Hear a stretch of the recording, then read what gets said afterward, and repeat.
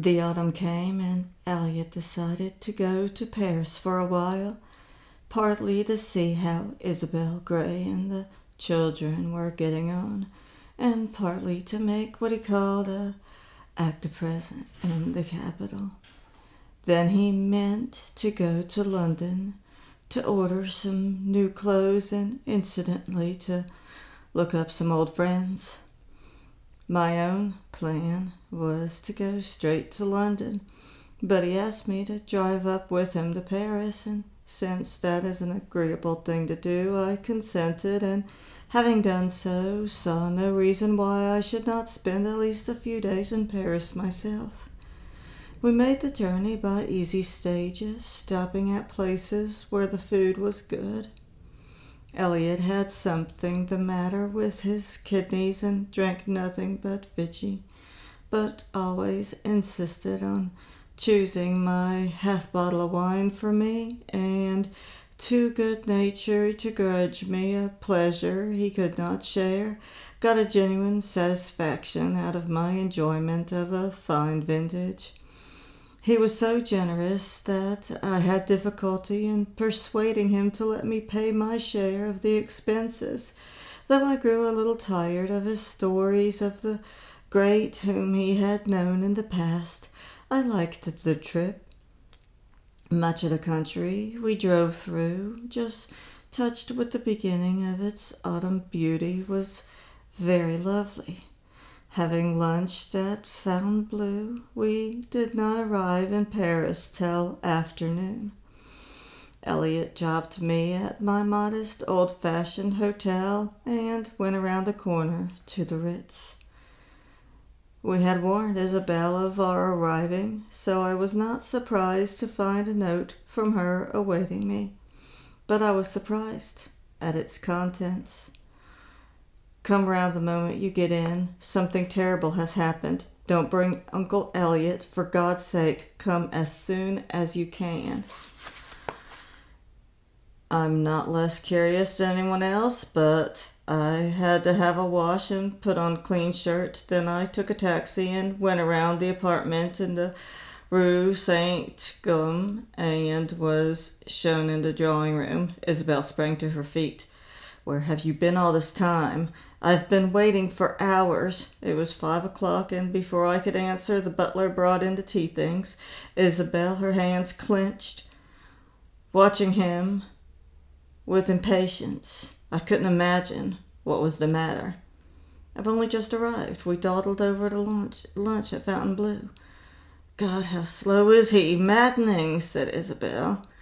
The man placed the silver with the teapot and the sugar basin and the cups on the table, and with what really was exasperating deliberation arranged around it plates of bread and butter, cakes and cookies. He went out and closed the door behind him. Larry's going to marry Sophie MacDonald. Who's she? Don't be stupid, cried Isabel, her eyes flashing with anger. That drunken slut we met at the filthy cafe you took us to. God knows why you took us to a place like that. Gray was disgusted. Oh, you mean your Chicago friend? I said, ignoring her unjust reproach. How do you know? How should I know? He came and told me himself yesterday afternoon. I've been frantic ever since. Supposing you sat down, gave me a cup of tea, and told me all about it. Help yourself. She sat behind the tea table and watched me irritably while I poured myself out a cup. I made myself comfortable on a small sofa by the fireplace. We haven't seen so much of him lately since we came back from Dinard. I mean, he came up there for a few days, but wouldn't stay with us. He stayed at a hotel. He used to come down to the beach and play with the children. They're crazy about him. We played golf at St. Brizac. Gray asked him one day if he'd seen Sophie again. Yes, I've seen her several times, he said. Why? I asked. She's an old friend, he said. If I were you, I wouldn't waste my time on her, I said. Then he smiled. You know how he smiles, as though he thought what you said was funny, though it isn't funny at all. But you're not me, he said. I shrugged my shoulders and changed the conversation. I never gave the matter another thought. You can imagine my horror when he came here and told me that they were going to be married. You can't, Larry, I said. You can't. I'm going to, he said as calmly as if he was going to have a second helping of potatoes. And I want you to be very nice to her, Isabel. That's asking too much, I said. You're crazy. She's bad, bad, bad. What makes you think that? I interrupted. Isabel looked at me with flashing eyes. She's soused from the morning till night. She goes to bed with every tough who asks her. That doesn't mean she's bad. Quite a number of highly respected citizens get drunk and have a liking for the rough trade.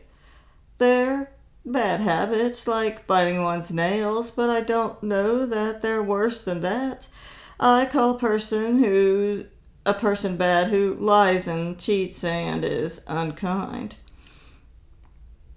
If you're going to take her part, I'll kill you. How did Larry meet her again? He found her address in the phone book. He went to see her. She was sick, and no wonder, with the life she leads. She got a doctor and had someone in to look after her. That's how it started. He says she's given up drink. The damned fool thinks she's cured.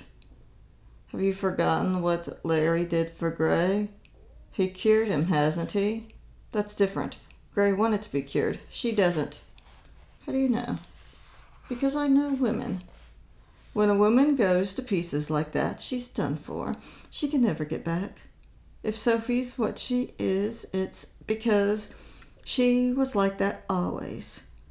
Do you think she'll stick to Larry? Of course not. Sooner or later she'll break out. It's in her blood. It's a brute she wants. That's what excites her, and it's a brute she'll go after. She'll lead Larry a hell of a life. I think it's very probable, but I don't know what you can do about it. He's going into this with his eyes open. I can do nothing about it. But you can. Larry likes you and he listens to what you say. You're the only person who has any influence over him. You know the world. Go to him and tell him that he can't make such a fool of himself. Tell him that it'll ruin him. He'll only tell me that it's no business of mine. He'll be quite right.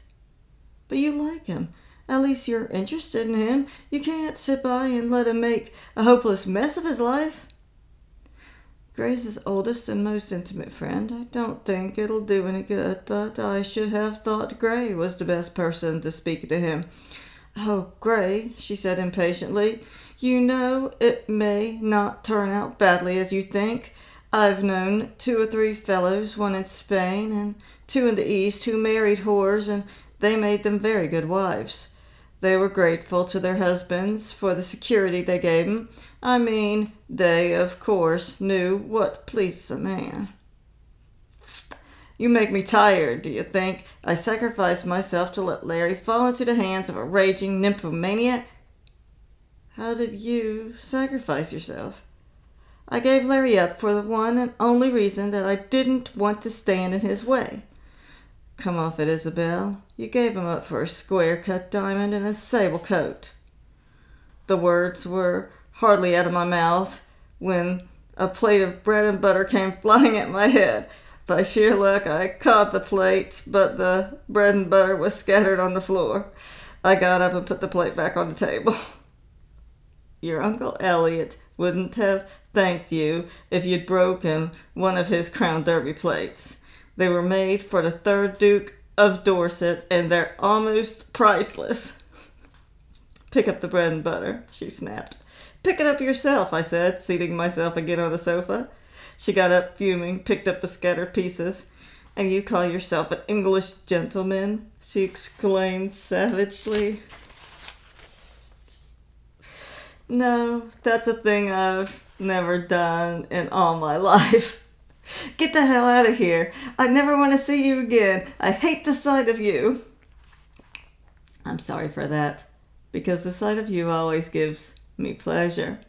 Have you ever been told that your nose is exactly like that of the Psyche of the Museum of Naples? And that's the loveliest representation of virginal beauty that ever existed. You've got exquisite legs, so long and shapely, and I never cease to be surprised at them, because they were thick and lumpy when you were a girl. I can't imagine how you've managed it. An iron will and the grace of God, she says angrily. But of course your hands are your most fascinating features. They're so slim and so elegant. It was under the impression you thought them too big.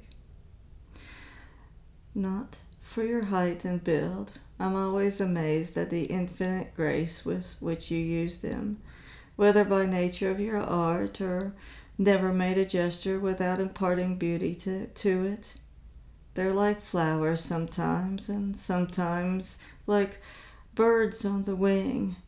They're more impressive than any words you can say.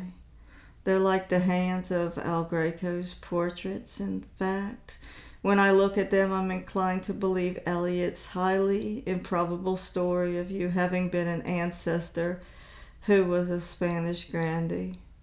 She looked up crossly. What are you talking about? That's the first I've heard of it. I told her about the Court de Laura and Queen Mary's maid of honor, from whose issue in the female line Eliot traced his descent.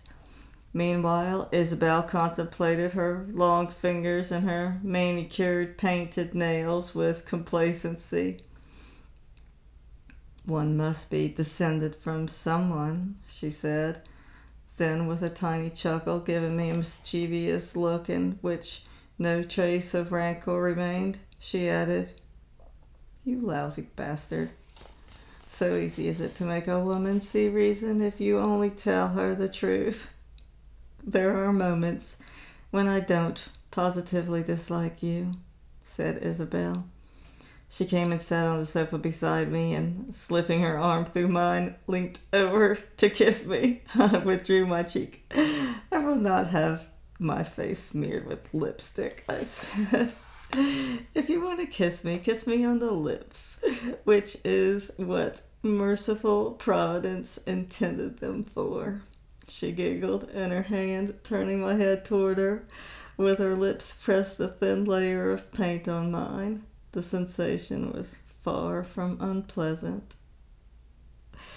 Now you've done that, perhaps you'll tell me what it is you want. Advice.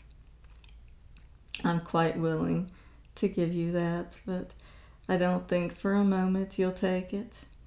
There's only one thing you can do, and that is to make the best of a bad job. Flaring up again, she snatched her arm away and, getting up, flung herself into a chair on the other side of the fireplace. I'm not going to sit by and let Larry ruin himself. I'll stick at nothing to prevent him from marrying that slut. You won't succeed. You see, he's enthralled by one of the most powerful emotions that can beset the human breast. You don't mean to say you think he's in love with her? No, that would be trifling in comparison. Well, have you ever read the New Testament? I suppose so. Do you remember how Jesus was led into the wilderness and fasted 40 days? Then, when he was hunger, the devil came to him and said, If thou be the Son of God, command that these stones be made bread. But Jesus resisted the temptation. Then the devil set him on a pinnacle in his temple and said to him, If thou be the Son of God, cast thyself down, for angels had charge of him and would bear him up again. But again Jesus resisted. Then the devil took him into a high mountain and showed him the kingdoms of the world, and said that he would give them to him if he would fall down and worship him. But Jesus said, "Get thee hence, Satan." That's the end of the story, according to the good simple Matthew. But it wasn't. The devil was sly, and he came to Jesus once more and said, "If thou wilt accept shame and disgrace, scourging the crown of thorns and death on the cross, thou shalt save the human race. For greater love hath no man than this, that a man lay down his life for his friends." And Jesus fell. The devil laughed till his sides ached, for he knew the evil men would commit in the name of their Redeemer. Isabel looked at me indignantly. "Where on earth did you get that?" "Nowhere. I invented it on the spur of the moment. I think it's idiotic and blasphemous. I only wanted to suggest to you that self-sacrifice is a passion so overwhelming that beside it, even lust and hunger are trifling. It whirls its victims to destruction in the highest affirmation of his personality. The object doesn't matter. It may be worthwhile or it may be worthless. No wine is so intoxicating, no love so shattering, no vice so compelling. When he sacrifices himself, man for a moment is greater than God. For how can God, infinite and omnipotent, sacrifice himself? At best, he can only sacrifice his only begotten Son. "Oh, Christ, how you bore me," said Isabel. I paid no attention. "How can you suppose that common sense or prudence will have any effect on Larry when he's in the grip of a passion like that? You don't know what he's been seeking all these years. I don't know either. I only suspect. All these years of labor, all these experiences he gathered weigh nothing in the balance now they're set against his desire. Oh, it's more than desire, his urgent, clamorous need to save the soul of a wanton woman who had known as an innocent child. I think you're right. I think he's understanding a hopeless job. With his acute sensibility, he'll suffer the tortures of the damned. His life's work, whatever it may be, will remain undone. The ignoble Paris killed Achilles by shooting an arrow in his heel. Larry lacks just that touch of ruthlessness that even the saint must have to win his halo. I love him, said Isabel. God knows I ask nothing of him. I expect nothing. No one could love any more unselfishly than I love him. He's going to be so unhappy. She began to cry, and thinking it would do her good, I let her be. I diverted myself idly with the idea that had sprung so unexpectedly into my mind. I played with it. I couldn't but surmise that the devil, looking at the cruel wars that Christianity had occasioned, the persecutions, tortures the Christians have inflicted on Christians, the unkindness, the hypocrisy, the intolerance, must consider the balance sheet with complacency.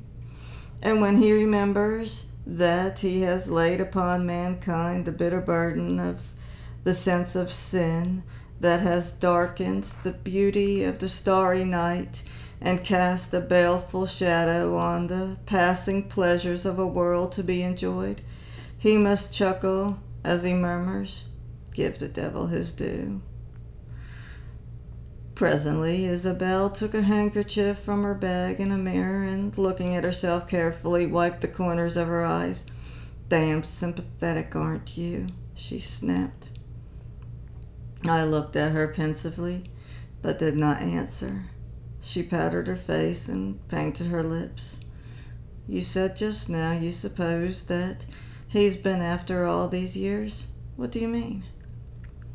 "I can only guess, you know, and I may be quite wrong. I think he's been seeking for a philosophy or maybe a religion and a rule of life that satisfy both his head and his heart. Isabel considered this for a moment. She sighed. Don't you think it's very strange that a country boy from Marvin, Illinois, should have a notion like that? No stranger than that Luther Burbank, who was born on a farm in Massachusetts, should have produced a seedless orange, or that a Henry Ford, who was born on a farm in Michigan, should have invented a Tin Lizzie. But those are practical things. That's in the American tradition, I laughed. Can anything in the world be more practical than to learn how to live to best advantage? Isabel gave a gesture of lassitude. You don't want to lose Larry altogether, do you? She shook her head. You know how loyal he is. If you won't have anything to do with his wife, he won't have anything to do with you. If you've got any sense, you'll make friends with Sophie. You'll forget the past and be as nice to her as you can be when you like. She's going to be married, and I suppose she's buying some clothes. Why don't you offer her to go shopping with her? I think she'd jump at it. Isabel listened to me with narrowed eyes. She seemed intent upon what I was saying. For a moment she pondered, but I could not guess what was passing through her mind. Then she surprised me. Will you ask her to lunch? It would be rather awkward for me, after what I said to Larry yesterday. Will you behave if I do? Like an angel of light, she answered with her most engaging smile. I'll fix it up right away. There was a phone in the room. I soon found Sophie's number, and after the usual delay which those who use the French telephone learn to put up with patiently, I got her. I mentioned my name. I've just arrived in Paris, I said, and I heard that you and Larry are going to be married. I want to congratulate you. I hope you'll be very happy. I smothered a cry as Isabel, who was standing by me, gave the soft of my arm a vicious pinch. I'm only here for a very short time, and I wonder if you and Larry will come to lunch with me the day after tomorrow at the Ritz. I'm asking Gray and Isabel and Elliot Templeton. I'll ask Larry. He's here now. There was a pause. Yes, we shall be glad to. I fixed an hour, made a civil remark, and replaced the receiver on its stand. I caught an expression in Isabel's eyes that caused me some misgiving. What are you thinking? I asked her. I don't quite like the look of you. I'm sorry. I thought that was the one thing about me you did like. You haven't got some nefarious scheme they are hatching, Isabel? She opened her eyes wide. I promise you I haven't. As a matter of fact, I'm terribly curious to see what Sophie looks like now Larry has reformed her. All I hope is that she won't come to the Ritz with a mask of paint on her face.